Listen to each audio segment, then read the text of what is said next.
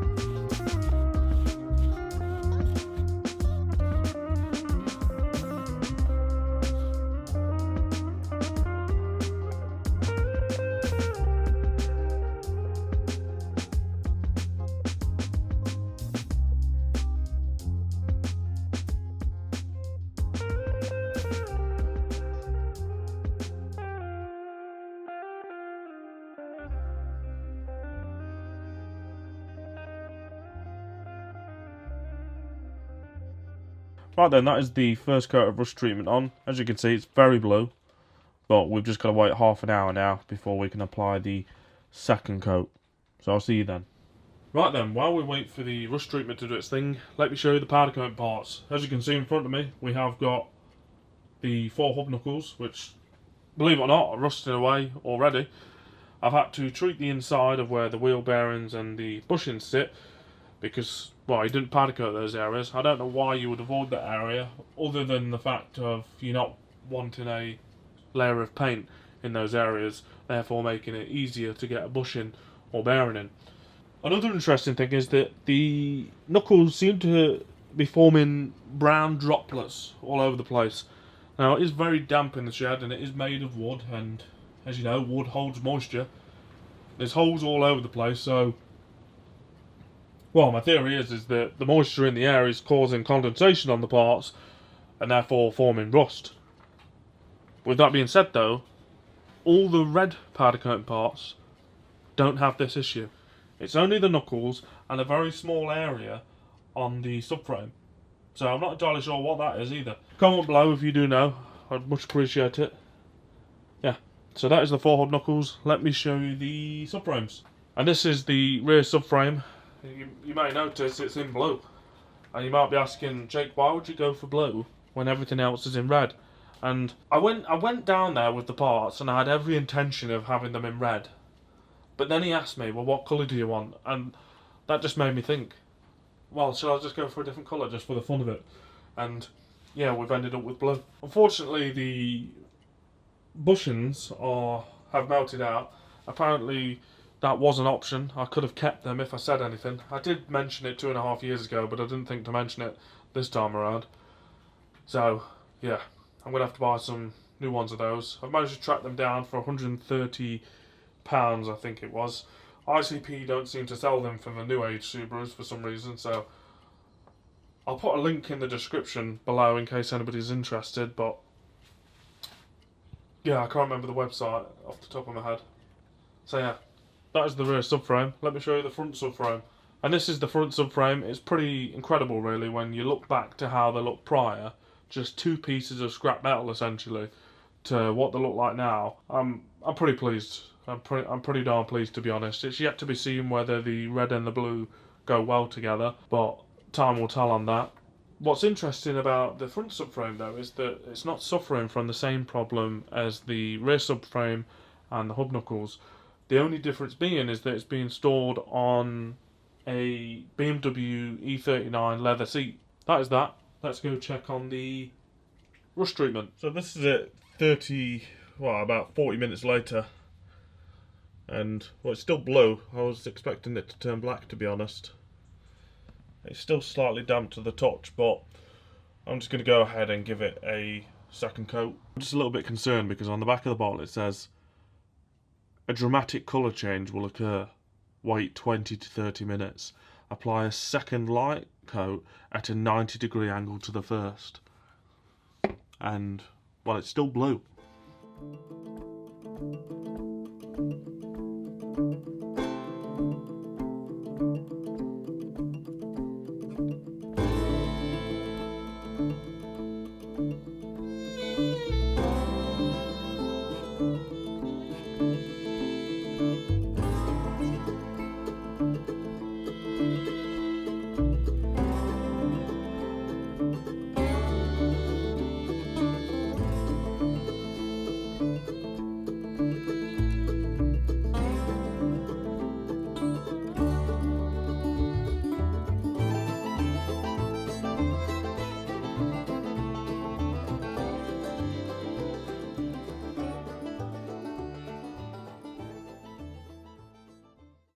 This is the red oxide primer we're using. It's from Screwfix and it was £10.29. As I say, we're just gonna apply it to this section of the car purely because I don't trust this section here. So if we at least apply this and we get some progress made, I'll feel a little bit happier. Because I'm getting bloody wound up with this car now. I mean, well, I say now, I've been getting wound up for God knows how long, but eventually, guys, we might actually get onto the exciting stuff of the build. I know it's dragging out.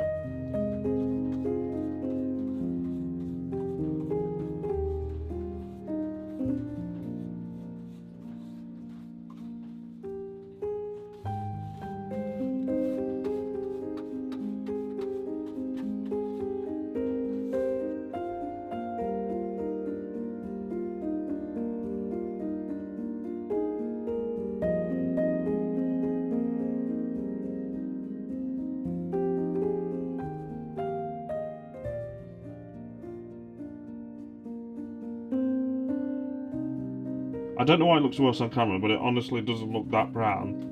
Maybe it's just me looking maybe it's just the viewfinder, but it looks as if the treatment has reacted with it. So to me that would suggest it is safe to apply the red oxide primer on this side. The other side I can straight up see brown patches of rust. Part of me is thinking, Jake, you're probably rushing it and you're getting a little bit impatient. But then the other part of me thinks, well, no, worst case we just grind it back off. Guys, comment below if that looks okay to you. Because if you tell me that in actual fact you probably should have reapplied the treatment for a third time, then I'll just grind it off.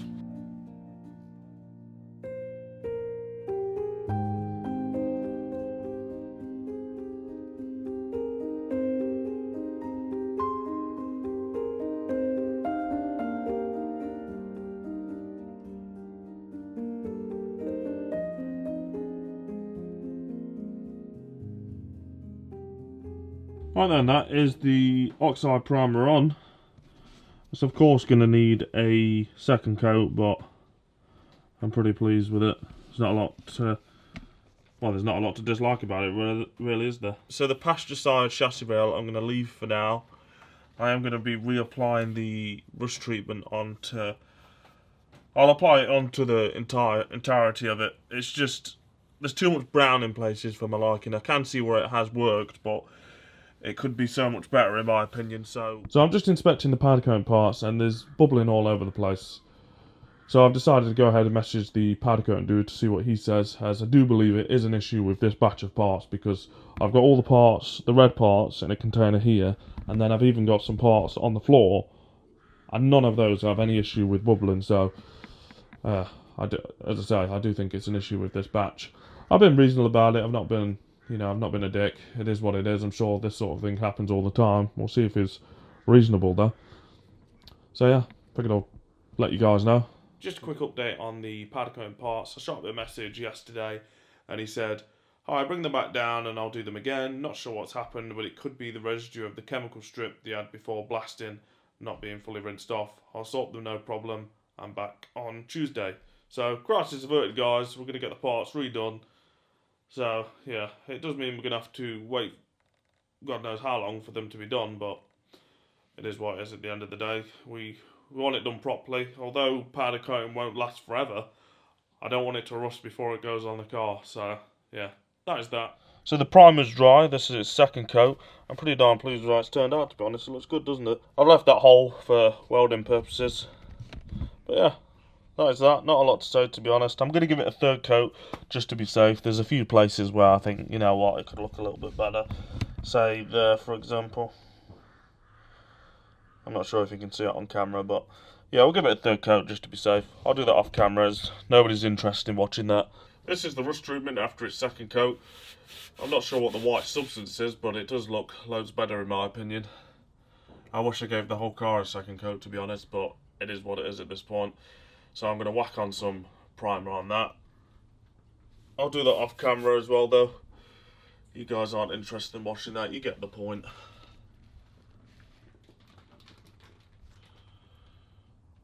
Now look at the primer. Yeah. Pleased with that.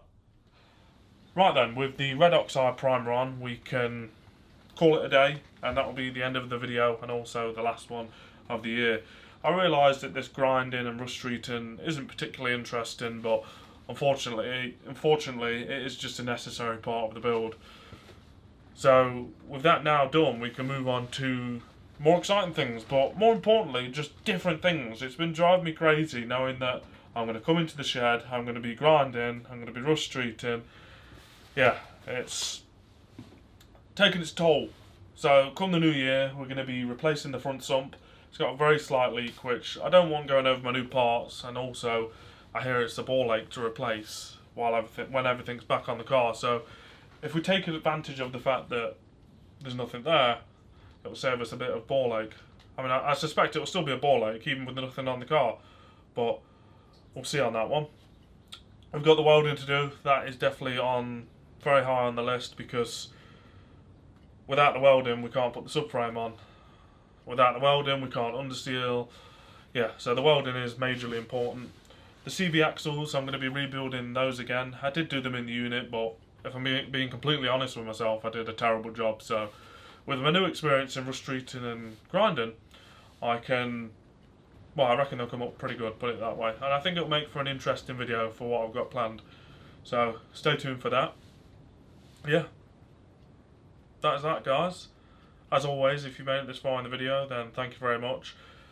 And thank you to anybody that has commented with sharing your experience with building a car. I do massively appreciate it. You know, at times, to be honest, you've influenced where this build has gone, because there was a point where I thought, you know what, screw it, I'll accept it for what it is. This car's just a rust bucket. So, yeah. Yeah, it's definitely helped me persevere with the build.